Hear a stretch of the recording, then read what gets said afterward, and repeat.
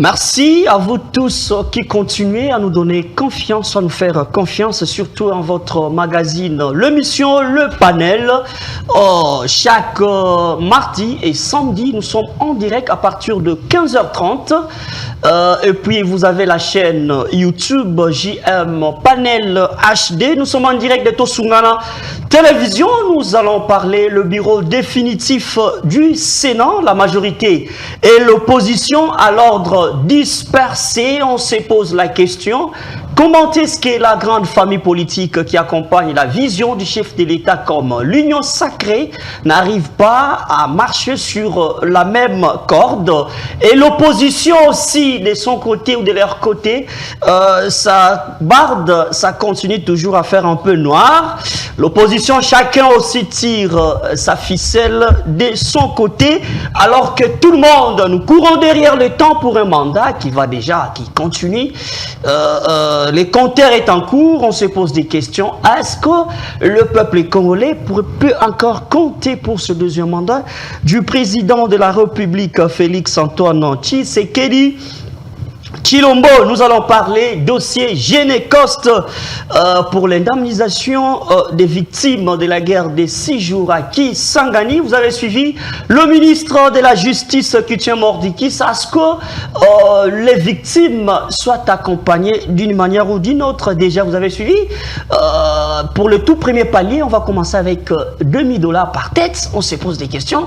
Est-ce que Constant Moutamba tiendra jusqu'à la fin? Voilà. Et à la fin, nous allons finir avec le gouvernement Bumba qui a été installé le 3 août. Alors là maintenant, avec son méga projet, il faut l'assainissement du côté santé, tout. Ce sont des questions pour parler. Est-ce Bumba est-il l'homme de la situation pour la ville-province de Kinshasa, avec un budget estimé à 11 milliards de dollars américains? Est-ce Bumba aura-t-il l'occasion d'atteindre son objectif? Ce sont des questions que nous nous posons avec les Kinois aussi. Et là, il promet du travail à 85% de la population quinoise. Merci beaucoup. Mais avant tout cela, on va prendre quelques informations qui font la une avant qu'on entre dans le vif du nécessaire. Voilà.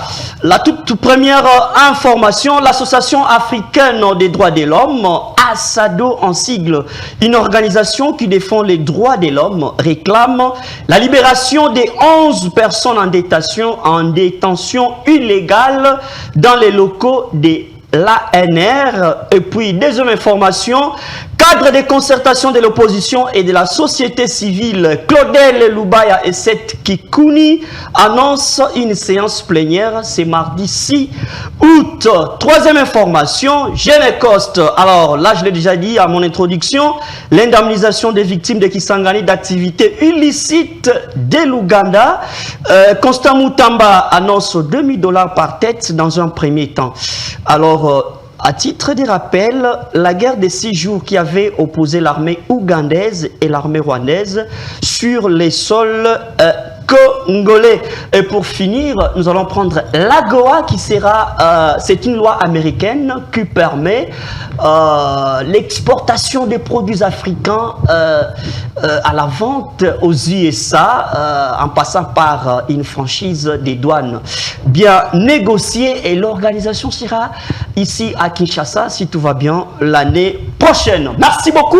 Fini pour les informations du jour. Alors, pour discuter et parler autour de ces grands débats républicains, nous avons reçu sur ce plateau Monsieur Serge Taboko, qui est l'habitué de cette émission. Il est de l'ECD. Mais avant cela, nous vous présentons son co-débatteur. C'est pour la première fois autour du grand débat républicain, Monsieur Serge Tshisekedi, qui est de l'Union sacrée, à qui j'ai dit merci et bienvenue autour de ces grands débats républicains.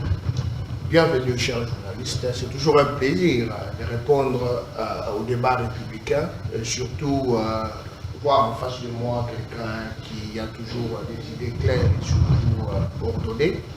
Et je suis très content d'être aujourd'hui invité, et ça va être pour moi un plaisir de pouvoir débattre et parler politique. Merci beaucoup. En face de vous, c'est un habitué de cette émission.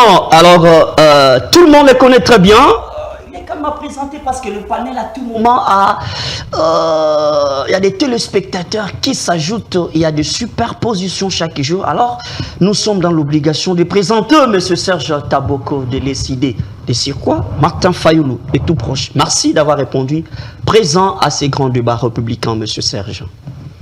Merci beaucoup, cher compatriote Janiem, pour l'invitation. Comme d'habitude, permettez-moi de dire merci à Dieu. C'est grâce à lui que nous sommes là. On sent un peu le temps parce que vous êtes loin de votre micro. Merci beaucoup. Je disais grâce à Dieu que nous sommes là. Le Congo traverse un moment sombre de l'histoire. Nous vivons dans un espace géographique où tous les indicateurs de la vie sociale sont au rouge. Je crois, bon, comme vous avez déjà mis dans votre agenda qu'on va essayer de parler sur ça, c'est le 2 août, nous avons commémoré au sein de notre parti politique décidé le génocide. Et quand on a essayé de visualiser les images, sincèrement, moi personnellement, je n'ai pas pu dormir. Les seuls crimes que les Congolais ont fait, c'est parce qu'ils sont Congolais. Si nous étions peut-être Rwandais ou Ougandais, on serait sécurisés. Quand on voit des images où les enfants sont décapités, où les femmes sont violées, même des religieux sont tués, et cette histoire, ça continue. Malheureusement, ceux qui sont en face de nous n'ont pas de nouvelles énergies pour donner des solutions aux Congolais.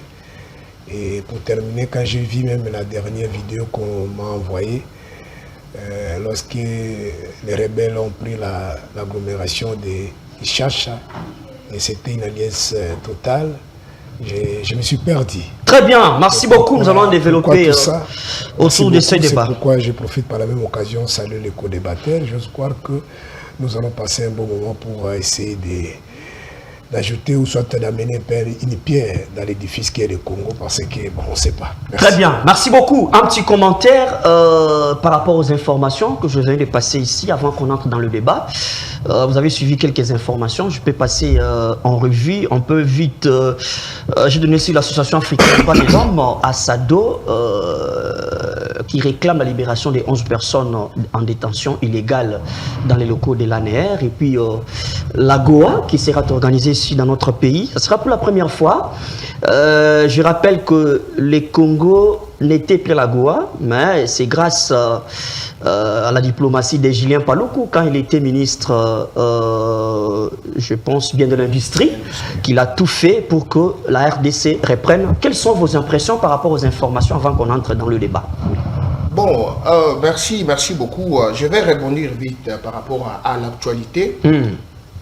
Je suis toujours très content quand il s'agit de voir la RDC qui reprend la scène du point de vue économique.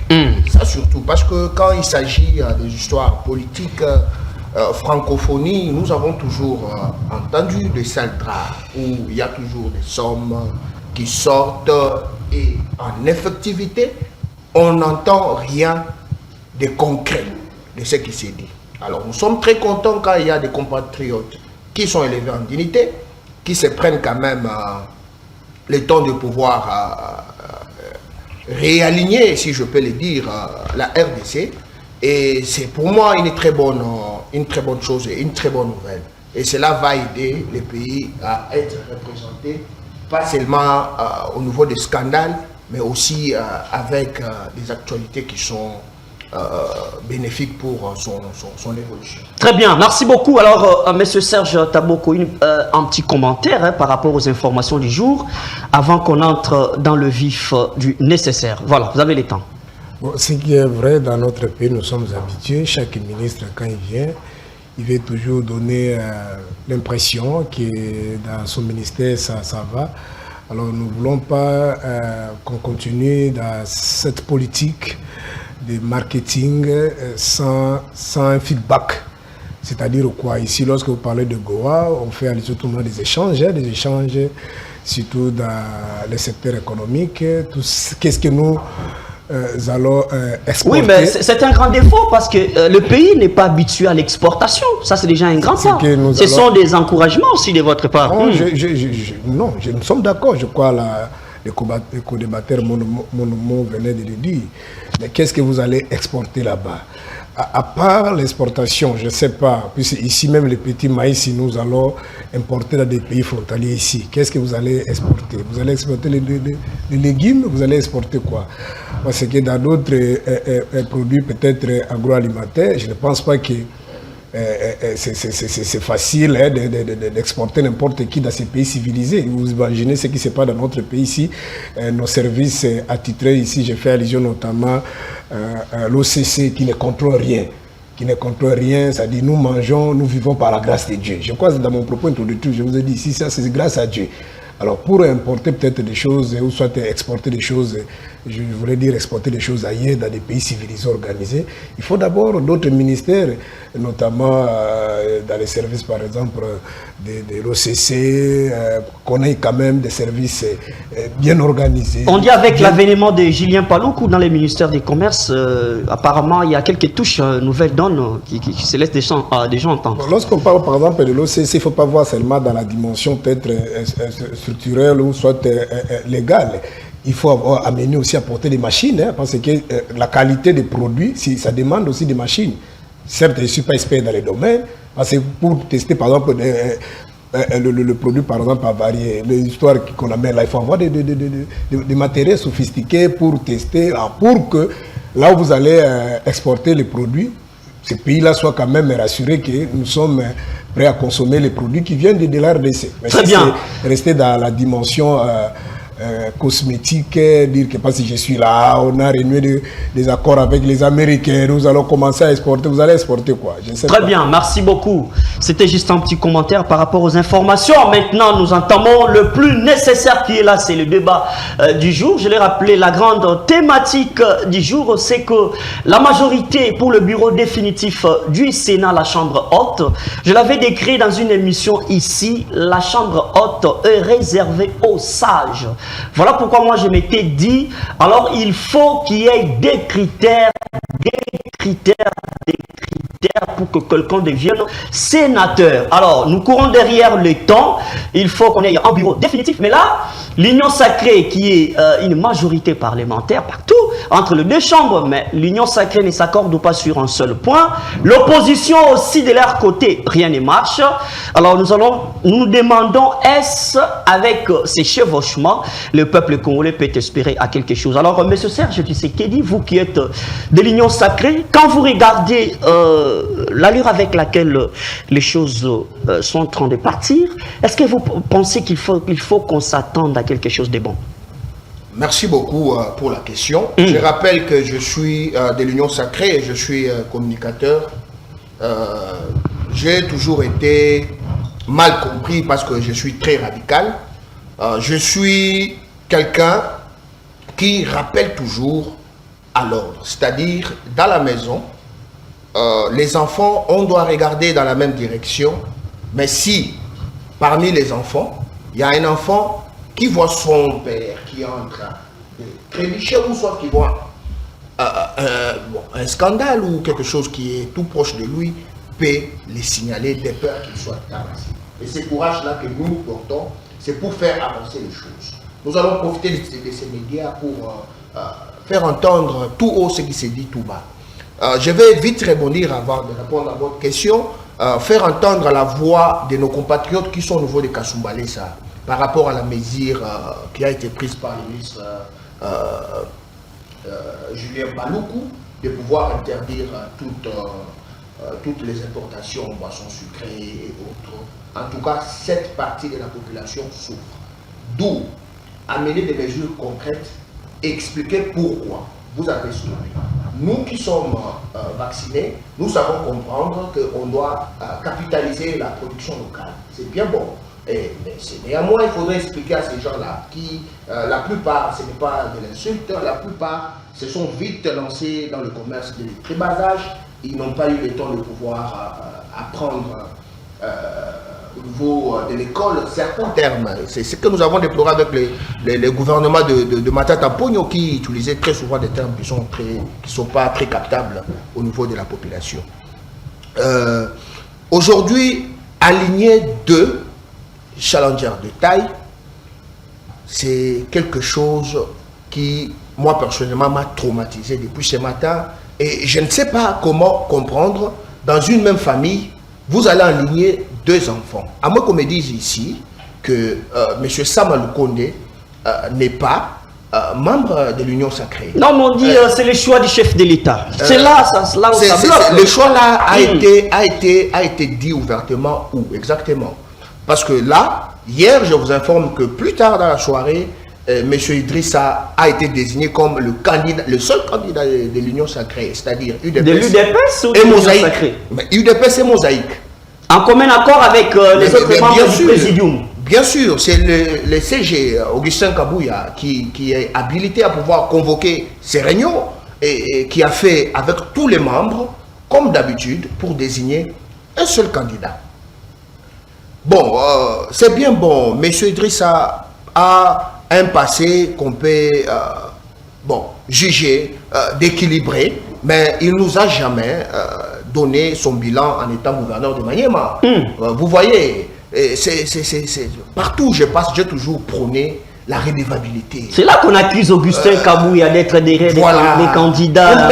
Comprenez que ceux-là de ma famille comprenaient qu'on doit se dire certaines choses pour faire avancer et aider les chefs de l'État. Si on doit aider les chefs de l'État, c'est en dénonçant et en cherchant à dire ce qui va être correct pour l'avancement du pays, pour le bien-être de tous. Monsieur Samalou Kondé a été Premier ministre dans ces pays.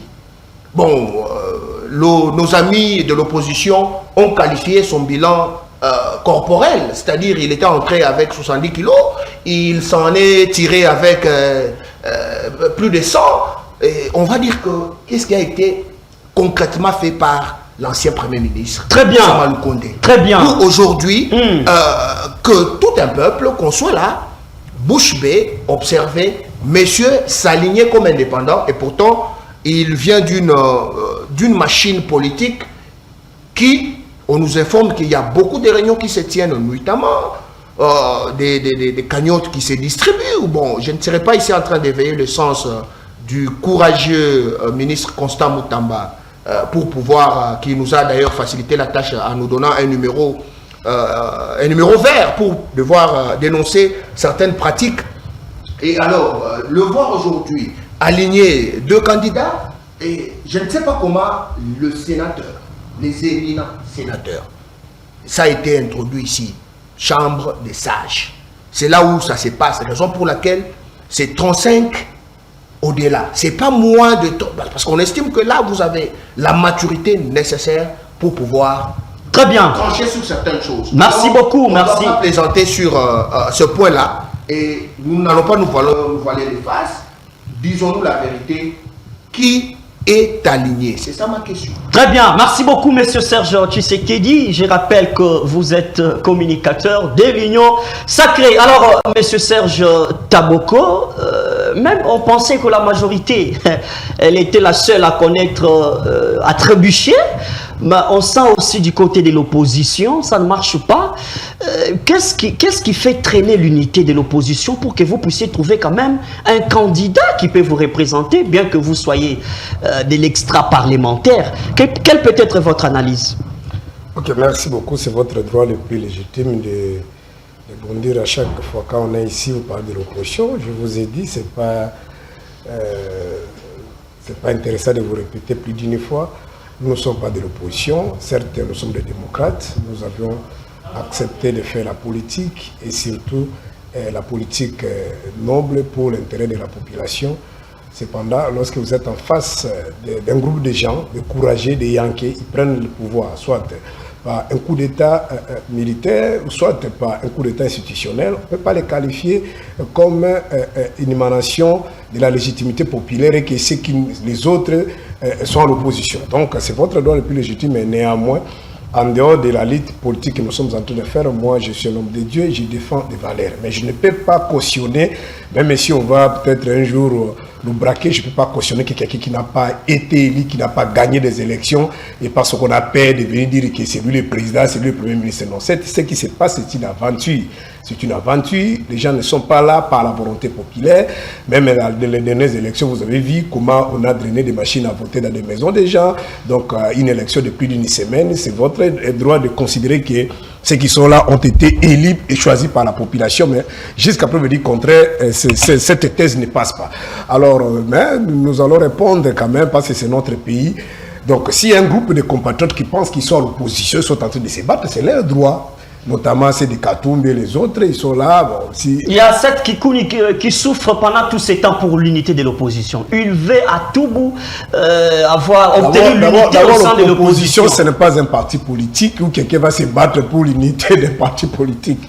Donc, certes, dans notre pays, la Constitution reconnaît l'opposition, que ce soit la loi organique, statut sur les statuts de l'opposition, mais ce n'est pas ça les débats. Nous avons ce qu'on appelle l'opposition institutionnelle, si dans l'hypothèse qu'on avait organisé de bonnes élections, mais nous avons aussi l'opposition extra-parlementaire. Je crois toutes les années, tout le temps que Papa a fait ici, il n'était pas aux institutions, mais il a lutté quand même, même sous le régime de Mobutu, il n'avait pas un parti, il n'avait pas de députés, mais il a lutté. Donc le peuple congolais continue, puis cela est repris dans l'exposé des motifs de notre constitution.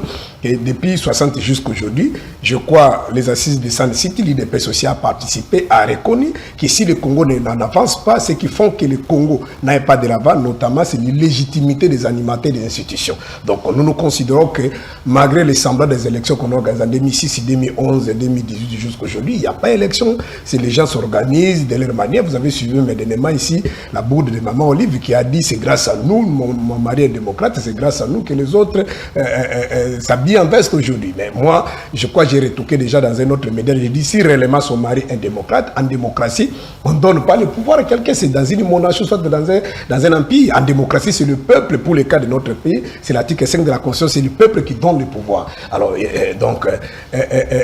utiliser ces métaphores-là pour dire que ce n'était pas élection, c'est lui qui a publié les résultats en 2018. Aujourd'hui, il passe dans tous les médias pour dire qu'on est là, que non, il n'y avait pas élection, c'était un arrangement. Donc, ça, c'est vraiment la lutte, c'est le combat que nous allons faire. Donc, nous sommes prêts à payer ces prix-là pour ne pas cautionner des bêtises. Donc, comme on l'a fait en 2006, on l'a fait en 2011, pardon, M. Féti Sekedi, il y a une émission qui existe avec la dame ici, Sidi Bongo. Il a dit pardon, moi je n'appellerai jamais Kabila président de la République. L'émission c'était à Lingala, la dame me pose la question. Bon, la politique est dynamique, ça peut arriver. Non, permettez-moi, c'est mon temps, ça c'est mon temps. Permettez-moi de rebondir parce que qu'il termine. il y a des choses que je ne peux pas faire. Je suis dans mon temps. Vous allez réagir. Je suis dans mon temps. Quand tu parlais, je me suis tué. Vous allez réagir. J'attendais que je termine. Non, vous allez réagir. Si toi tu parles, moi je parle là, on ne saura pas. On ne saura pas avancer. Si moi je vais commencer à parler, toi tu parles, et toi tu parles là, on ne saura pas. Faites un point de chiffre. C'est quand même un grand plateau, permettez. D'accord, allez-y. Donc je peux fermer cette parenthèse pour répondre à votre question. Donc les Congolais sérieux ne doivent rien s'attendre à ce qui se passe là-bas. Je crois les amis de l'IDP, ça s'accroche de tous ou soit les concepts qu'on dit là, parmi les missions d'un parti politique qui c'est conquérir les pouvoirs et les conserver. On prend les pouvoirs, c'est pour répondre aux aspirations de la population. Vous n'avez même pas un conseil à donner à vos amis de l'opposition qui sont au Parlement. Il n'y a même pas un conseil. Vous devez... moi, je sais que notre compatriote, par exemple, pour le cas... de cette Kikouni... Non, Salomon Kalonda. Non, je dis les amis qui sont derrière Moïse Katumbi. Pour que la candidature de la dame là, je perdais encore son nom, qui se trouve aujourd'hui au bureau, pour que cette dame-là soit élue, vous avez vu qu'elle a été élue non pas seulement par les députés de l'opposition, mais aussi par les députés de la majorité. C'est-à-dire qu'il y a eu des arrangements. Donc nous, on peut parler sur ces terrains-là. On sait comment ça se passe au Congo. Très bien. Donc, nous faisons une lutte noble. Alors, cette histoire ici du Sénat, ça me fait mal parce que lorsque nous sommes en train de discuter avec vous ici, dans l'autre coin de notre pays, c'est-à-dire la partie orientale, il peut être en train de partir. Mais il faut qu'il y ait des institutions bien musclées. Que ça maintenant, permette vous avez d'abord, posé la question pourquoi non? Quelle institution? Vous avez ici. Je vais revenir à vous. Je termine par là. Oui. Ici, ce qui est important d'abord, c'est l'unité nationale. Alors, les petits jeux vilains qui sont en train de faire là, entre guillemets, si c'est l'union sacrée, d'abord, c'est un truc là qui n'a même pas une personnalité juridique, ils ont des candidats. Pourquoi? C'est un marché de dupes. Selon les informations de notre possession, M. Sam Maloukoun a été promis par le chef de l'État, qui serait à la tête, il va prendre la tête du Sénat.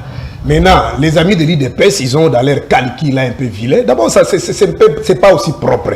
Vous êtes allé aux élections, vous n'êtes pas allé seul. Vous avez été accompagné par les autres. Ils ont mouillé aussi les mains, prenons même dans cette hypothèse-là, pour vous soutenir. Mais vous récupérez la présidence, vous récupérez la tête du gouvernement, c'est-à-dire le premier ministre, la primature. Vous prenez encore le Sénat, vous voulez tout prendre. Mais en voulant trop gagner, on risque de tout perdre. Merci. Soyez quand même sérieux, tout ça parce qu'ils ont payé. Ils ont des petits calculs. Merci. On Merci. prend le pouvoir, on a une vision, on a un programme de gestion avec des objectifs en court terme, à moyen terme, à long terme pour répondre aux aspirations de la population. Merci. Corriger les erreurs du passé. Merci, ici, c'est pas dans des calculs. Merci, merci beaucoup. Les deux faits constitutionnels du chef de l'État. À M. Serge Merci beaucoup. Tshisekedi. Je crois qu'il a tout son. On avait l'impression qu'avoir une forte majorité parlementaire donnerait en tout cas de la plume au chef de l'État à asseoir sa vision calmement, mais comme si un jour il risque de regretter le fait d'avoir boycotté l'FCCCH et pensé à l'Union sacrée. Aujourd'hui, on se pose des questions, c'est comme s'il y a un manque de discipline au sein de l'Union sacrée qui dirige l'autre. Il y a le présidium, il y a quand même l'autorité. Mais pourquoi entre les membres du présidium ça ne marche pas? Et tout sera aussi déposé sur les épaules de Félix Antoine Tshisekedi Tshilombo. Ok, merci. Rebondissez à ces merci beaucoup pour la parole. J'aimerais d'abord effacer ici tout ce qui a été dit ici. Monsieur Serge Monomo, le co-débatteur que j'ai toujours apprécié, les lignes d'idées. Vous êtes homme de Dieu. La Bible vous recommande de pouvoir respecter l'autorité établie. C'est-à-dire, quand on vous présente un chef, vous devez l'accompagner et vous incliner, pas de manière passive, c'est-à-dire de manière active. Accompagner l'autorité établie. Je vous rappelle ici, sans peur d'être contredit, que M. Félix Antoine Tshisekedi Tshilombo a été brillamment élu dans ces pays.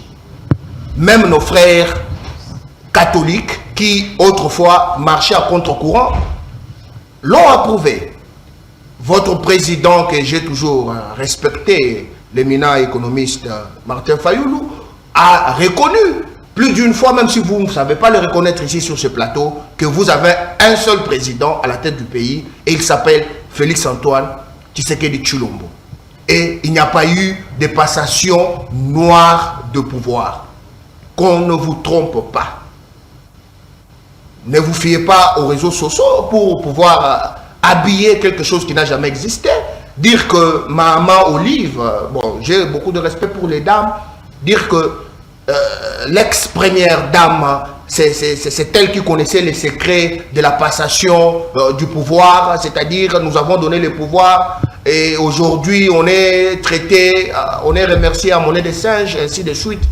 Et c'est craché sur le peuple congolais qui, ces jours-là, ont fait des fils pour pouvoir élire le président de la République qui est aujourd'hui à la tête du pays. Je vais vite rebondir pour dire ceci par rapport à ce qui se passe dans ma famille politique. Vous savez, pour fragiliser une famille, on insère dans cette famille-là les intrus. C'est-à-dire, on utilise les enfants de la maison pour pouvoir fragiliser la maison. Qu'on ne vous trompe pas. Même dans le monde ésotérique, on va vous dire qu'on va utiliser quelqu'un de votre toit pour vous atteindre. Raison pour laquelle, pour atteindre un homme fort, on va chercher sa femme ou ses enfants. M. Augustin Kabouya a plus d'une fois démontré qu'il était un rassembleur. On ne dit pas que sur tout son passage, ça a été un long fleuve tranquille. Il y a eu des couacs qu'on a eu aussi à amender, étant les enfants de la maison. Mais on dit, voilà, monsieur est en train d'organiser le pouvoir, envoyer ses propres frères pour pouvoir les déstabiliser. Aujourd'hui, nous voyons un scandale qu'on doit juger d'honteux, de voir des jeunes gens scander l'hymne de l'UDPS au commissariat. C'est déclaré être de l'UDPS. Mais si on va approfondir... La force du progrès, mais ils sont de l'UDPS. L'UDPS reste un parti ouvert. Un parti ouvert qui accueille tout le monde. Je crois que l'identification d'un membre dans un parti politique, c'est sa carte des membres. Vous devez démontrer. C'est comme quand on doit définir ou soit identifier quelqu'un, vous devez prouver votre identité pour qu'on sache vous classer ou soit vous catégoriser. Alors, aujourd'hui, nous voyons tout le monde qui peut s'éclamer de l'UDPS, mais l'autorité de l'UDPS a bien dit qu'il ne reconnaissait pas ces gens-là. Alors, on utilise des hymnes, on utilise tout ce qu'il faut pour pouvoir coller l'utile à l'agréable. Et ce n'est pas quelque chose qui va profiter au peuple congolais. Une majorité, une assemblée ou un sénat monocolore, mais vous n'arrivez pas à stabiliser la politique au sein de l'Union sacrée. Je suis en train de vous dire que actuellement, il se passe la force de la poche. Vous êtes vacciné, vous êtes du rouage, vous savez de quoi je suis en train de parler. On est en train maintenant de voir la force de la poche. C'est-à-dire, il y a des sénateurs, malheureusement, nos éminents sénateurs ne sont pas ici en train de cracher sur votre bonne foi, ni vous accuser à tort, mais vous allez aujourd'hui nous dire clairement, nous regarder dans les yeux, nous dire que voilà, nous avons un seul candidat, aussi longtemps que le vote reste secret. Qui allons-nous appuyer? Monsieur Sama Lukonde de l'Union sacrée, mais il s'est aligné comme indépendant. Monsieur Idrissa est aligné comme membre de l'UDPS et Mosaïque. Mais on dit au sein de l'Union sacrée, c'est l'UDPS qui pèse parce que l'UDPS est au pouvoir. Mais effectivement, je viens de vous dire ici clair, c'est ça, sur blanc, manque de bonne volonté de vouloir collaborer avec le seul candidat retenu, des chevauchements. Le seul candidat retenu pour l'Union sacrée, c'est monsieur Idrissa. C'est le candidat qui a été présenté par celui qui est habilité à pouvoir le présenter aux sénateurs UDPS et Mosaïque, c'est-à-dire la machine Union sacrée. Très bien. Et c'est clair que c'est M. Idrissa. Bon, M. Sama Lukonde, on nous démontre qu'il a été le choix du chef de l'État. Mais je pense que le chef de l'État a encore sa langue. Je crois qu'il a pour le pouvoir de sa langue. Je pense que la bouche autorisée, qui communique sans intermédiaire, c'est M. Augustin Kabouya, qui parle et qui fait des rapports. Très bien. Je souligne ici que toutes les démarches que le secrétaire général fait, il fait rapport à l'autorité suprême. Ça a été lui aussi est entre non, c'est un débat.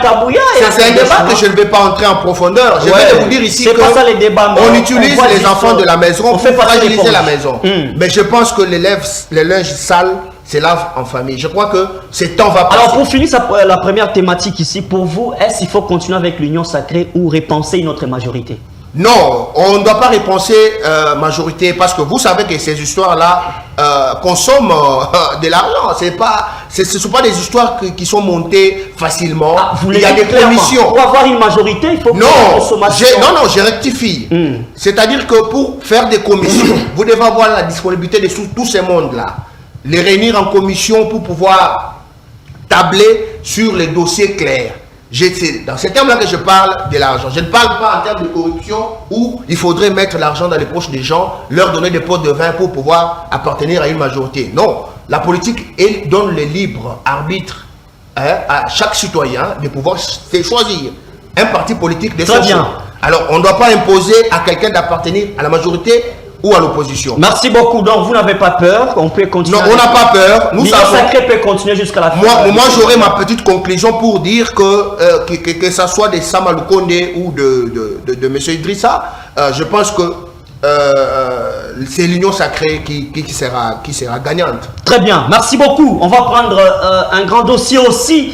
parlant de la sécurité, ou bien Génécoste, alors l'indemnisation de victimes de la guerre des 6 jours qui avait opposé l'armée ougandaise et l'armée rwandaise sur les sols congolais, alors qu'on avait suivi tous les témoignages de toutes les victimes, on se pose des questions. Est-ce les anciens rebelles? Ça signifie ceux qui ont quand même participé aux actions insurrectionnelles, aux actions de la rébellion dans ces pays, mais qui occupent des fonctions, des grandes fonctions officielles dans ces pays. Quelle peut être l'attitude du ministre ou bien l'attitude de la justice?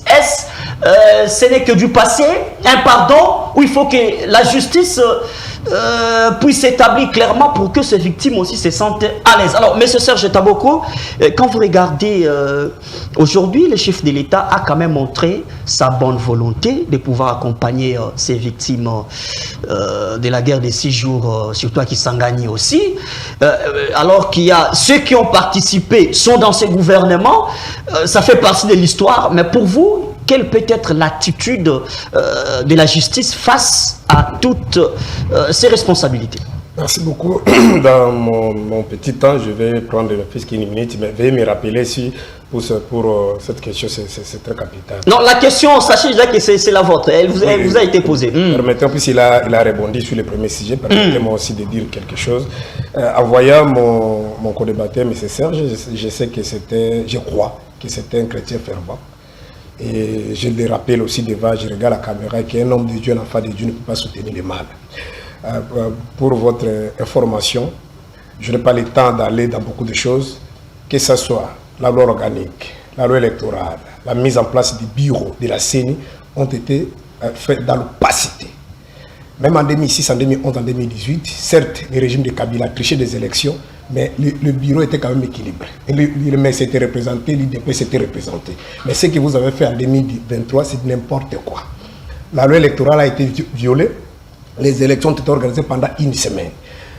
Conséquence, la CENI a invalidé même quelques entre guillemets, quelques candidats qui ont été retrouvés dans les sacs. Donc, pour vous dire que tout ce que vous avez fait, il faut chercher une autre explication, mais ça ne s'appelle pas élection. Si ça vous réjouit d'appeler ça élection, qu'il a été élu, et vous faites allusion, vous donnez l'exemple de l'Église catholique, je ne sais pas si vous êtes ignorant, il y a le dernier rapport que l'Église catholique venait de mettre à la disposition de tout le monde pour démontrer que tout ce qui était passé était dans les faux. Non, là, c'est un rétro-pédalage alors. Non. C'est un rétro-pédalage. Permettez-moi, quand tu parlais pour avancer, je me suis tué, je vous laisse le temps, donc c'est pas un rétro-pédalage. Donc il ne faut pas considérer que ce qui était passé c'était les élections. Voilà, les amis venaient d'organiser les élections au Sénégal. Ouais, il y a la paix. Donc ce que vous faites là, c'est une honte. C'est une honte d'organiser un truc comme ça entre vous-même là, et après vous prétendez que vous avez... Alors prenez la question. Oui, je viens. Et non seulement, peut-être il risque d'aller dire ça, certes c'est pas un débat religieux, mais je ne supporte pas, c'est souvent, surtout les chrétiens congolais le disent. Non, toute autorité vient de Dieu, il faut respecter, non. Il faut d'abord aider ceux qui nous suivent. C'est que lorsque l'apôtre Paul parle dans Romains et l'apôtre Pierre parle dans le livre de Pierre, dans les sacerdoces lévitiques, à l'époque où Jésus était là, même l'apôtre Paul, ils étaient dans ce qu'on appelle la théocratie, c'est-à-dire la société était dirigée par la Torah, c'est-à-dire c'est la parole de Dieu, la loi de Dieu qui dirigeait la société juive. La RDC, c'est un État laïque. Ce n'est pas une Bible ou un document quelconque qui dirige la RDC. Donc ici, nous avons toutes sortes de religions. Mais ce qui dirige la RDC, c'est la Constitution. Donc là, les autorités, certes dans l'État, dans les sacerdoces anciens, ont été établies par Dieu. Deutéronome chapitre 17, Dieu lui-même choisissait des rois et il choisissait même des prophètes. Et lorsqu'un roi se méconduisait, Dieu lui-même les chassait. Le cas de Saoul, il a chassé ça. Saoul, il appelle Samuel, allez choisir David dans la maison d'Isaïe. Et lorsque Samuel arrive dans la maison d'Isaïe, il a essayé même de regarder les liens de les autres. Dieu a dit, moi je ne regarde pas l'apparence, je regarde. Ça dit, c'est l'Éternel Dieu lui-même qui choisissait. Mais aujourd'hui, c'est lui qui choisit, pas les rois, parce que nous ne sommes pas aussi dans un système monarchique, nous sommes dans un État. C'est qui choisit des responsables ou des autorités entre guillemets, des autorités. Puis en démocratie aussi, il faut souligner, ceux qui nous dirigent, ce ne sont pas des autorités, ce sont des serviteurs. L'autorité, c'est le peuple, l'article 5 de la Constitution. C'est le peuple à travers des élections. Dans les sacerdoces et les Lévitiques, il n'y avait pas des élections. Ça, c'était juste quelque chose pour surtout essayer d'aider ceux qui nous suivent. J'attends ça souvent. Et l'autorité t'habite pas dire non. Vous savez qu'il y a des élections. Merci. Alors, par rapport à votre question, d'abord, ça, c'est un peu compliqué. Ce qui se passe au Congo, depuis, je peux dire, depuis 96 jusqu'à aujourd'hui, c'est une guerre de complicité. Moi, je vous ai déjà dit ça plus d'une fois. Certes, je ne suis pas là pour dédouaner la communauté internationale.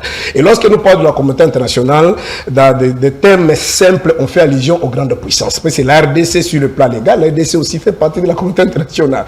Donc, on fait allusion aux grandes puissances, c'est-à-dire ceux qui ont le monopole, ceux qui ont le droit de veto. Mais qu'est-ce qui se passe dans la communauté internationale? Ils ont ce qu'on appelle les multinationales, c'est-à-dire des entreprises. Et les entreprises, aujourd'hui, ils ont besoin de minéraux. Et les minéraux, les minéraux congolais, on va ça au Rwanda, en Ouganda, c'est-à-dire des pays frontaliers. Ça n'a pas commencé sous le régime de Félix Tshisekedi, mais nous condamnons ces régimes parce qu'ils sont dans la continuité. C'est-à-dire c'est depuis, vers la fin du régime Mobutu dans les années 90, c'est la classe dirigeante, ceux qui avaient les mallettes du pouvoir, qui prenaient nos minéraux à les vendre de l'autre côté. On a chassé le régime Mobutu, l'AFDEL est venu, ils ont amplifié le système. Le régime de Félix vient, c'est la même chose. Donc nous sommes en conflit avec les Rwandais, mais vous serez surpris, on ne ferme pas les frontières. Tout celui qui arrive aux affaires depuis le régime d'Afidel jusqu'à aujourd'hui, il a toujours son carré minier. Vous avez suivi mais Kabou, il a dit on a ravi le carré minier de tel et tel. Mais si ces gens-là avaient eu leur carré minier en bonne défaut, pourquoi vous allez ravir? Donc c'est une guerre de complicité. Vous serez d'accord avec moi. Tous les accords que nous signons avec les Rwandais et les Ouganda, pourquoi? Qu'est-ce qui se passe? Parce que depuis 1996, même la guerre de l'Afidel, ce n'était pas la guerre des Congolais. La guerre, c'était la guerre de Kagame et de Museveni. Ils ont cherché quelques Congolais pour les mettre à la tête de cette rébellion pour donner le caractère, c'est-à-dire l'image d'un truc congolais, mais en réalité, et c'est le même schéma qui consiste. C'est une guerre de complicité. Sous le régime de Kabila, on nous a parlé de la guerre asymétrique, c'est-à-dire l'adversaire n'est pas connu, mais en réalité, il y avait des accords bidons qu'on signait. Et jusqu'à aujourd'hui, on continue à signer des accords. Ils sont allés à Luanda, puis en réalité, ça c'est notre pays. La guerre est sur le sol congolais. Kagame, c'était Rwandais. Vous allez signer des accords avec Kagame, pourquoi? Et lorsqu'on signe des accords, vous savez qu'en relation internationale, lorsque vous signez des accords, il y a quelque chose que vous allez perdre. Mais nous signons des accords avec Kagame depuis 96 jours aujourd'hui. On signe pourquoi avec Kagame et Museveni? Ça dit c'est une guerre de complicité. Vous comprenez? Donc dans tout ce qui se passe, la classe politique en général, je peux parler même de 98%, sont bénéficiés de ce qui se passe au Congo. Non, pas l'opposition. Par exemple, mon président Martin Faoul, il n'a même pas le numéro de téléphone de Kagame et de Museveni. Mais tous ceux qui restent là, ils ont le numéro de contact de Kagame et de Museveni. Je vous dis, je mets quiconque au défi. Même l'UDPS en 2003, lorsque l'UDPS était en difficulté, l'UDPS a fait recours à Kagame pour ramener Kabila et même au temps de négociation. Lorsqu'ils sont allés au Congo central pour signer des accords de cascade. La raison pour laquelle notre aîné, je l'ai sali l'autre fois, je l'ai vu dans sa maison, on a discuté avec le Moubaki, il a fait 2 jours là-bas, mangé, nourri par Kagame. Lui-même a dit, il était sécurisé par un jeune qu'on a mis à sa disposition qui s'appelait Kariga. Donc, c'est la réalité de notre pays. Ah, ça sera difficile. Ça sera difficile pour que votre fameuse justice là puisse faire quelque chose. Parce que le problème pour la classe politique congolaise, c'est le pouvoir. Surtout les amis de l'UDPS. Ils ne sont pas là pour corriger. C'est-à-dire, on va faire le semblant de donner 2000 $, papa. Les gens qui ont perdu les 2000 $ signifie quoi? C'est l'argent de Kabila que le fameux ministre met pour rouler peut-être par jour. Ou soit te mettre dans la jeep de sa femme. Vous comprenez? Donc, le problème, c'est que jusqu'au preuve du contraire, les Congolais ne sont pas conscients. Et pour terminer, c'est pourquoi dans notre parti politique, le président Martin Faoul, le président de l'SID et de notre plateforme, la Mouka, depuis le 30 juin 2020, nous avons, il est monté au créneau pour déclarer que la journée du 2 août, ceux qui font aujourd'hui, ceux qui sont au pouvoir, ils ont pensé à ça l'année passée. Parce que dans le passé, ils partaient là-bas au Rwanda, c'est courbé devant le mémorium de génocide du Rwandais. Mais c'est Martin Faoul, depuis le 30 juin 2020, il a dit que nous allons commencer à commémorer chaque année. C'est pourquoi le dé ici, nous étions dans notre... c'est une décision allouée quand même quand Félix fait déjà les premiers pas. Non, ici, pour ceux qui sont au pouvoir, ils sont dans une dimension cosmétique. Imaginez ce que Kagame, moi je ne soutiens pas Kagame, mais ce que Kagame fait là-bas. N'importe quel chef de l'État, que tu sois le chef d'État américain, tu descends là-bas, tu pars d'abord là-bas. C'est-à-dire il va imposer tout le monde à son truc. Mais c'est que les autres ont fait là. Merci beaucoup. C'est juste dans la dimension, dans le populisme, mais ça va changer quoi? Et après chercher des $2000 donnés, ça va changer quoi? Et on continue à tuer. Ils n'ont pas de nouvelles énergies pour arrêter ces génocides. Ils vont continuer à tuer. Merci beaucoup. Alors, on va maintenant passer la parole à monsieur Serge Tshisekedi.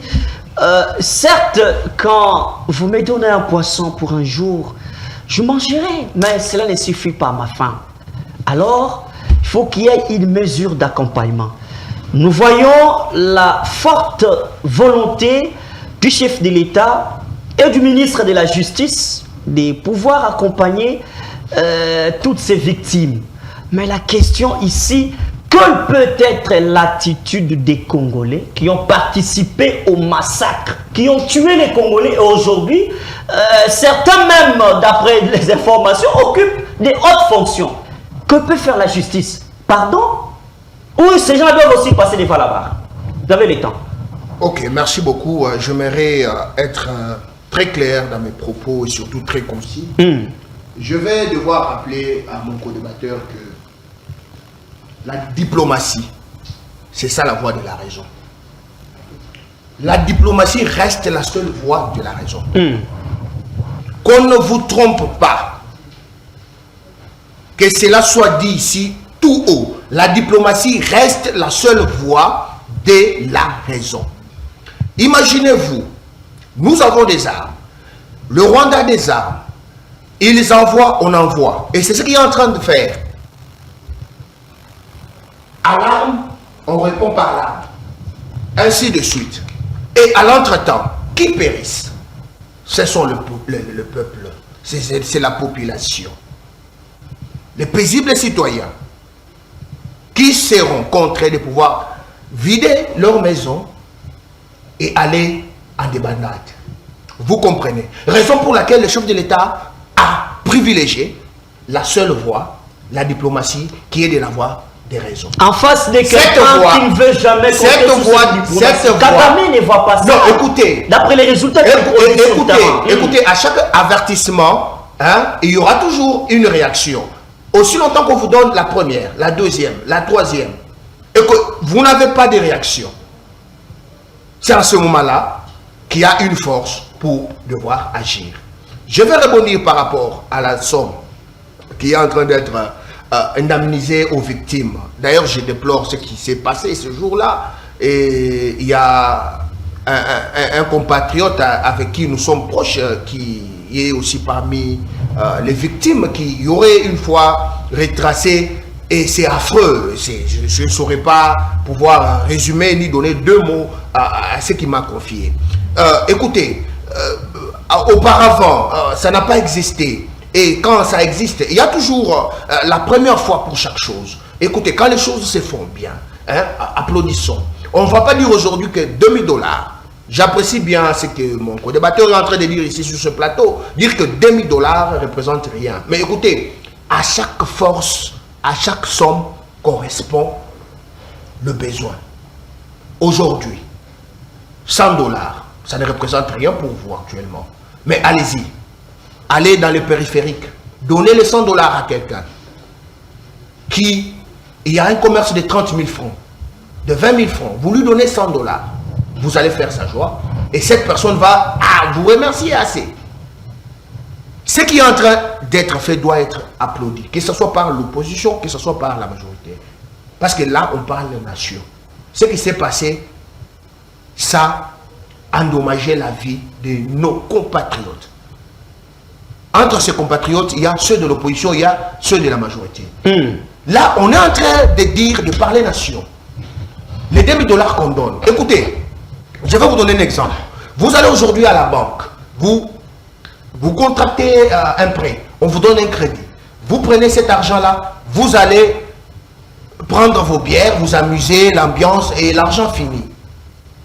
Qui a tort? C'est celui qui vous a prêté l'argent ou c'est vous qui l'a mal utilisé? Ces gens-là reçoivent $2000, mais utilisez en bon escient.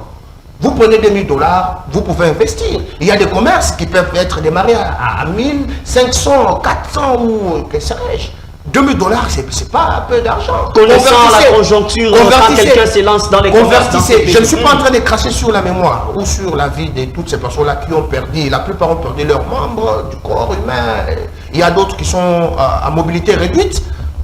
Je ne suis pas en train de dire que les $2 000 va couvrir tous leurs besoins de vie. Alors, quelle peut être l'attitude? Prenons un peu, monsieur Serge, vous savez, ça fait très mal, surtout quand ça a été en direct. Vous voyez quelqu'un qui vous dit, je viens de l'école, je trouve la tête de mon père, tout. Mais je vous dis d'abord que cet argent... Il y a ces gens qui ont participé, est-ce que vous savez que cet argent a été déjà débloqué, mais n'a jamais été servi? Est-ce que vous le savez? Je vous l'informe. Cet argent a été débloqué, mais pas servi. C'est sous l'impulsion du ministre, de l'actuel ministre de la Justice. Mais je vous informe qu'il a été là, jusqu'au dernier servi. Il a lui-même été là. Il jouait à la police pour pouvoir recadrer, parce que nous avons vu le jeune qui avait moins de 24 ans, qui se réclamait aussi être victime. Mais comprenez que, comptez l'année où... les drames s'est déroulé et on est en 2024, vous allez comprendre qu'il n'y a pas de nuance. Il y avait tout le monde qui s'improvisait là pour pouvoir réclamer les $2 000. L'argent était débloqué et saluons quand même la bonne volonté de pouvoir redistribuer, canaliser cet argent-là qui j'avais applaudi parce que c'était dans le circuit bancaire. Au moment où il y a le reliquat, ça va peut-être être orienté pour d'autres victimes. Et j'apprends qu'il y a les gestionnaires de ces projets qui a été mis en détention pour pouvoir justifier sa gestion. Vous comprenez que il y a un peu de petit... La réponse à ma question avant que je vous arrache la parole. Tout autour de tout ce que nous sommes en train de décrire. Monsieur Serge, ne faites pas semblant à ma question. Que peut être l'attitude de Constant Moutamba, je parle de la justice de notre pays, face à ces Congolais qui ont participé au massacre de leurs compatriotes? Ils existent, ils occupent des fonctions. Bon, vous n'allez pas aller... On fait passer l'éponge? Non, écoutez, nous allons parler ici. Nous n'allons pas aussi aller avec le dos de la cuillère. Je crois que vous êtes en train de faire allusion au VPM. Je ne fais pas allusion. Jean-Pierre Bemba, des cités, et autres. Non, bon. Je ne fais pas allusion, mais c'est un fait réel. Vous savez, la justice a son mode opératoire. Vous comprenez? C'est-à-dire, incombe les preuves pour pouvoir arrêter. Nous savons tous... L'histoire ne vous rappelle pas quelque chose? L'histoire est connue de tous. Nous savons tous que en 1988, il y a eu des rébellions dans ce pays qui y ont été finalement... pas de réponse. Non, écoutez, je suis en train d'aller. Écoutez, vous les dédouaniez. Écoutez, c'est une réflexion. Nous n'allons dédouaner personne. Quelle peut être l'attitude de la justice? Non, la justice ne doit pas pardonner. La justice doit seulement prendre des dispositions pour appeler les auteurs si l'obligation, c'est-à-dire le temps et la disponibilité de tout ce qu'il faut, les inviter et répondre de leurs actes. Merci beaucoup. On va prendre le tout dernier dossier pour finir cette émission parce que là, nous courons derrière les temps. Gouvernement Bumba, nous sommes tous quinois ici. Hein. Quand vous vivez ici, vous êtes déjà quinois. Alors, monsieur Serge Taboko, tout le monde a pleuré. Hein. Il fallait avoir quand même un messie à la tête de la ville-province de Kinshasa. Et Bumba, qui vous offre un chiffre terrible, 11 milliards pour sauver Kinshasa. Qu'est-ce que vous en pensez? Bon, merci. Vous prenez 2 minutes à cette question, il va aussi prendre 2 minutes. On fait la conclusion. Je sais que c'est du populisme, permettez-moi de rebondir un peu. Vous avez vu... 1 minute pour rebondir. Mon co-débatteur, c'est un homme éloquent, mais pour cette dernière question, il est en difficulté, il est en train de tituber, parce qu'ils sont avec des bourreaux. De l'autre côté, il se prétend être chrétien. Même notre compatriote fait ce qu'il dit. Mais aujourd'hui, la Bible je vous sens trop attaché. La Bible dit dans le livre de Proverbes chapitre 14, c'est celle qui élève la nation. Vous comprenez? Bon. Et lorsqu'il parle de $2 000, je ne sais pas, il comprend ça de quelle façon. Puis l'Ouganda avait des versions aussi, on parle ici de plus de 300 millions et quelque chose comme ça. Oui. L'Ouganda a été sommé de payer cet argent. Cet argent est parti où? Vous comprenez un peu? Donc, maintenant, la difficulté qu'ils ont, c'est quoi? C'est-à-dire les gens ont besoin de pouvoir. Ils cherchent maintenant bon, ici, c'est pas vraiment la sociologie politique. Ici, s'ils savent que, mais ces gens, à la foule, on vient se courber derrière vous. Même si tu avais tué dans le passé. Là, la vérité, c'est... C'est-à-dire, tous ces mondes-là que vous citez là, on n'est pas là pour citer les noms des gens, ce sont eux qui alimentent l'union sacrée. Donc, s'ils tentent peut-être un procès à là, dans ce sens-là, mais ça risque de tout basculer. Vous comprenez? C'est ça la vérité. C'est ça la vérité. Il ne peut pas. Même sous le régime de Kabila, on ne pouvait pas faire ça. Peut-être attendant ça, quand le président réellement, valablement élu par la population aura son impérium, vous allez voir, nous allons remettre le peuple dans ses droits. Donc ici, il ne faut pas s'attendre qu'un jour on va interpeller ces gens-là qui étaient... Mais il y a même les rapports mapping. Les noms des gens sont cités là-bas. Même au sein de l'armée, les noms sont cités. Mais ceux qui sont là, ils pipent mot. Ils vont seulement vous dire l'armée a été infiltrée. L'armée... Mais il y a des noms qui sont là. Ah, Congo, mon pays. Congo, mon pays. Tika Makamboana, toi avancé, kaka. Et on cherche des $1000 pour donner aux gens. Mais ces gens-là, ils sont victimes, ils sont devenus des inaptes. Bon, ils parlent, par exemple, il y a des enfants de 24 ans. Mais la guerre, la guerre d'ici, c'était en 2000, non? De 2000 à 2024, c'est 24 ans. Mais si non. Comptez. La guerre de 6 jours, c'était en 2000. Si ma mémoire ne me trahit pas. Non. Bon, peut-être on va revenir, mais moi je sais qu'il y a entre les Ougandais, entre l'armée ougandaise et l'armée rwandaise, c'était en 2000. Si ma mémoire ne me trahit pas. Je crois que c'était en 2000, la guerre de 6 jours. Dans les enfants de 24 ans, peut-être il était bébé, peut-être il a perdu ses parents. Oui, il a perdu. Vous pouvez chercher ça. C'est pragmatique. Ne dites pas que cet enfant-là a vécu et... Mais je vous dis, moi j'ai des compatriotes qu'on a étudiés même ensemble à l'Inikin. Par exemple, j'avais un ami Gilles qui avait perdu tous ses parents, toute la famille. À un moment donné, il était là dans l'homme, si ça se choque comme ça, il commence à crier. Il n'était pas à la maison, ils étaient sortis. En rentrant comme ça, le tout était bloqué. Et une semaine après qu'ils sont revenus, ils se sont rendus compte que la maison était bloquée. Les papas étaient gonflés comme ça à l'hôtel. Imaginez des corps gonflés une semaine après. C'était dans les années 2000. Vous avez raison. Mais vous savez avec moi que... Du 5 au 10, il y a eu... du 5 à 11. Non, voilà. Vous avez raison, c'était en 2000 ans. Il y a un autre élément pour aller rapidement, puisque nous fait signe ici, nous sommes presque à la fin. Oui. Vous parlez, il y a la diplomatie. Mais lorsque vous parlez de la diplomatie, à l'Ingala, la diplomatie, l'Inkolobakaka échange. Mais c'est le dividende. Qu'est-ce que vous gagnez en diplomatie? Votre diplomatie, vous gagnez quoi? Mais il y a les principes de réciprocité. Mais on qui n'existe pas. Lorsqu'il dit encore plus grave, ce qui m'a gêné, il dit que c'est la population qui souffre. Mais c'est la population congolaise innocente. Qu'est-ce que cette population a fait?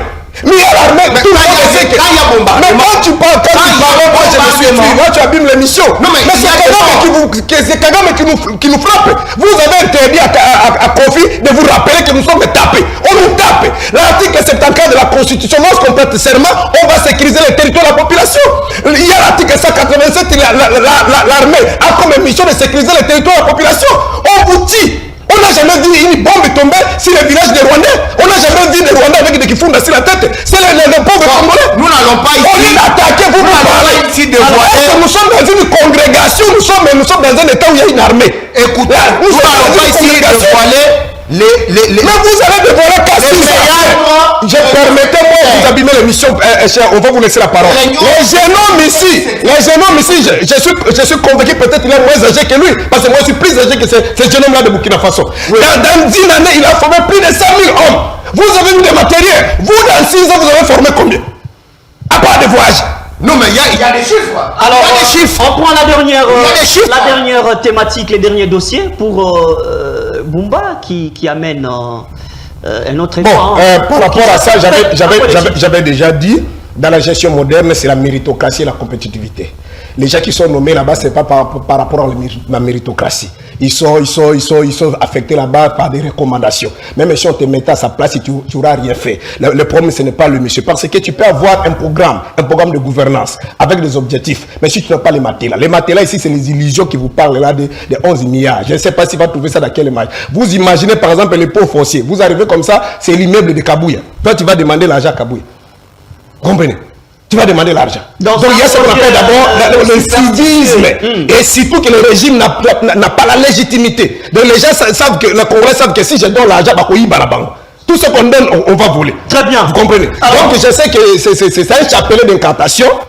appelez-moi, même en 2028 ici, on va reprendre l'émission, vous allez voir que l'émission va tomber, il y aura un échec cuisant, il n'y aura rien, il ne va rien faire. Alors, M. Serge, vous faites la conclusion par rapport à ces tout derniers dossiers. Nous parlons de ce méga projet de Daniel Bumba. Où sont les matériels que Félix nous a promis ici? Bumba avec 11 milliards. C'est l'homme de la situation. Daniel Bumba. Merci beaucoup pour la question. 11 milliards de dollars. Merci beaucoup pour la question. Ma conclusion va être beaucoup plus technique. J'aimerais que, bon, malheureusement, le bureau, les services du gouverneur ne permettent pas que la population, la vraie population, c'est-à-dire les gens qui sont très proches des réalités, de pouvoir leur faire rapport. C'est-à-dire leur dire exactement ce qui se passe à la base. Moi, je vais parler ici en termes techniques. Je vais m'adresser par vos caméras, ici, au gouverneur de la ville. Écoutez, n'allez pas vous lancer là où les autres ont échoué. Vous parlez, par exemple, je prends parmi les 11 axes prioritaires, je prends volet transport. Mais écoutez, vous allez toujours nous reconduire dans les mêmes choses que vos prédécesseurs ont lamentablement échoué. Pensez à pouvoir exploiter la voie fluviale. Nous avons le fleuve ici qui va de la gare centrale jusqu'à Maluku, jusqu'au plus fond là-bas. Exploitez peut-être la voie fluviale. Cherchez, allez voir. Bon, c'est une mégalopole, Kinshasa. C'est la capitale. Tout le monde se rend en ville chaque matin. Voyez un peu les choses de l'autre côté. Changez un peu votre façon de voir les choses. N'allez pas sur le pas de vos prédécesseurs. Je sais, vous êtes amadoués par les banques qui sont en train de vous amadouer avec des sommes vertigineuses. Vous allez parler de 11 milliards. 1 milliard pour chaque axe. C'est bien bon. Ils vont vous mettre dans des conditions. Et ce qui m'a toujours éclairé, c'est de voir ces banques-là être toujours prêtes à accorder des sommes, des crédits. Et c'est chaque gouverneur qui part avec des dettes. Ce sont des réseaux mafieux. Et vous comprenez. Je suis en train de dire ces choses étant l'enfant de la maison. Je rappelle ici que je suis de l'Union sacrée. Je suis en train d'utiliser les médias pour parler au gouverneur parce que des fois quand on demande les audiences, on ne nous accorde pas facilement. Il faut toujours passer par des appels pire petit, pire vieux et consorts. Utilisez la voie fluviale pour régler le problème des transports. Mais bon, mettez-nous d'abord de côté vos histoires de métro, vos histoires de... Bon, non, parlons franc. Exploitons avec ce qu'on a, ce qu'on voit. Utilisons la voie fluviale et avançons. Alors, merci beaucoup. Ça, c'est juste un seul exemple. Et j'en ai légion. On peut avoir, ma réponse a été technique. Et je vais encore profiter de votre micro pour parler en ces termes. Il y a un problème. Les autorités nous suivent. Je m'adresse au ministre de la Santé. La gratuité de la maternité, une très bonne chose qui a été louée. Papa ministre, les mamans souffrent, surtout les gens qui ont et comme il n'y a pas si. Et comme si on te laisse traîner dans le couloir, on dit que Wana Eza Yaofele. Wana Eza Yaofele. Ce n'est pas aider les chefs de l'État. Merci beaucoup. Je suis en train de dénoncer ces choses pour qu'il y ait amélioration. Je ne suis pas en train de cracher sur ma propre maison. Il n'y aura rien en termes d'amélioration. Je suis en train de le projet est mal conçu. Amélioration. Approchez-nous et qu'on puisse, nous qui avons la population au quotidien, nous vous donnons des réponses concrètes, précises. Merci. Il termine l'émission. Par exemple, bon, certes, nous ne sommes pas là, même nos petits conseils, ça va rien changer. Non, imaginez les deux secteurs sensibles, par exemple la sécurité, parce que ça touche tout le monde. La salubrité. Pour la salubrité, s'ils laissent d'abord leur esprit égoïsme là de rétrocommission, on recrute seulement des jeunes à chaque quartier. Vous savez, même dans le passé, bien sûr, c'était un monsieur que je calcule, mais pas Zakari. Sous le régime de Kabila ici, il avait fait même un truc comme ça. Bongisa couloir nayo, Bongisa venir nayo, il donnait 600 $. Vous avez vu comment ça. C'est un exemple qu'on peut prendre. Donc, on recrute des jeunes dans les différents quartiers. Vous comprenez? Donc, on va motiver ces jeunes-là, par exemple, 50 $ à la fin du mois, des jeunes à chaque quartier. on peut trouver la solution. Vous comprenez? Dans les problèmes, par exemple, de mobilité, nous qui habitons, qui habitent par exemple à Tchang, c'est compliqué, mon frère. Les matins comme ça, avant de venir, il y a des gens qui quittent Kingassan pour venir attraper les transports aussi. Merci beaucoup. Il a l'argent dans sa poche. Merci. Et le monsieur là, il va rien produire parce qu'au début, il part avec son gouvernement, rester dans un hôtel ici, qu'on ne peut pas faire le marketing ici. Et on parle ici de 40 000 $ chaque jour. Donc c'est compliqué. Très bien, merci beaucoup. Ils ne sont pas venus servir le peuple, mais c'est pour se servir. Merci, monsieur Serge Taboko. Je rappelle que vous êtes de l'ECD, Lamuka aussi, de Martin Fayoulou. En face de vous, c'était monsieur Serge Tshisekedi, communicateur de l'Union Sacrée. Nous sommes arrivés à la fin de cette émission. Nous disons un grand merci à l'équipe technique d'Eto Sungana Télévision. Suivez la rediffusion à 22h30 sur la chaîne YouTube JM Panel HD. Nous rappelons que le Congo nous appartient. Alors, vous qui avez des responsabilités, faites en sorte que le peuple se retrouve. Je vous dis, tout se paie ici-bas. Ça signifie que l'histoire se répète et l'histoire nous rattrape facilement. Vous avez une responsabilité, vous regardez Félix. Félix seul, il a les bâtons de commandement, mais vous êtes là pour l'aider. Mais si vous avez la responsabilité et que vous pensez que le peuple oublie, le peuple vous regarde en face. Au lieu de tenir compte du temps, la temporalité est le principe naturel de tout être existant. Vous avez le temps pour nous préparer le bureau définitif du Sénat, mais ça cloche. Pourquoi? À cause de vos intérêts égoïstes. Mais le même peuple, un jour à côté de Melakabino. Nous sommes arrivés à la fin. On se retrouve à la prochaine pour un autre numéro. Ciao.